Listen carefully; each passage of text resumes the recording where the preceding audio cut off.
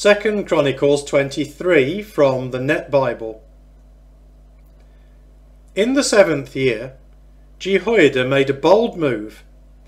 He made a pact with the officers of the units of hundreds, Azariah son of Jehoram, Ishmael son of Jehochanan, Azariah son of Obed, Maaseiah son of Adiah, and Elishaphat son of Zichri.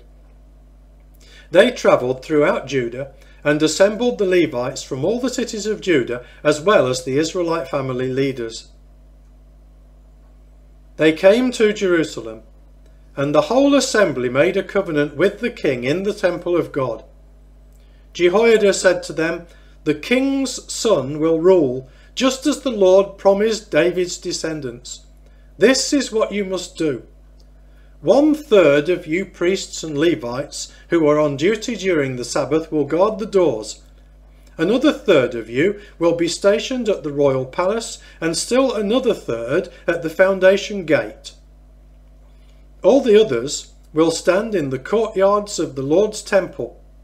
No one must enter the Lord's temple except the priests and Levites who are on duty. They may enter because they are ceremonially pure. All the others should carry out their assigned service to the Lord. The Levites must surround the king. Each of you must hold his weapon in his hand. Whoever tries to enter the temple must be killed. You must accompany the king wherever he goes." The Levites and all the men of Judah did just as Jehoiada the priest ordered.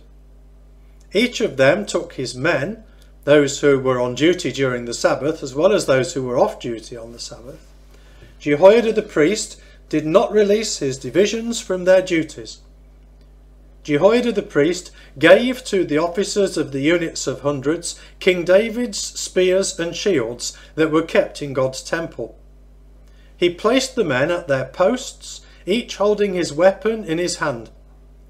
They lined up from the south side of the temple to the north side and stood near the altar and the temple surrounding the king. Jehoiada and his sons led out the king's son and placed on him the crown and the royal insignia.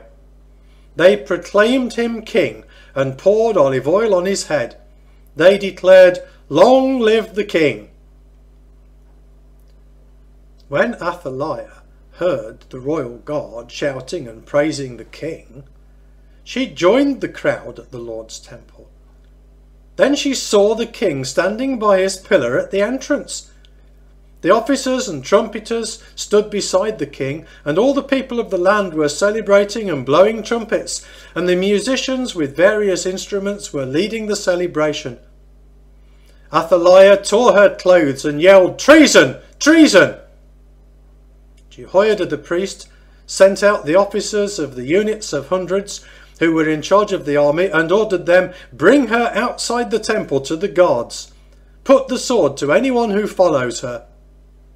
The priest gave this order because he had decided she should not be executed in the Lord's temple. They seized her and took her into the precincts of the royal palace through the horses' entrance. There they executed her.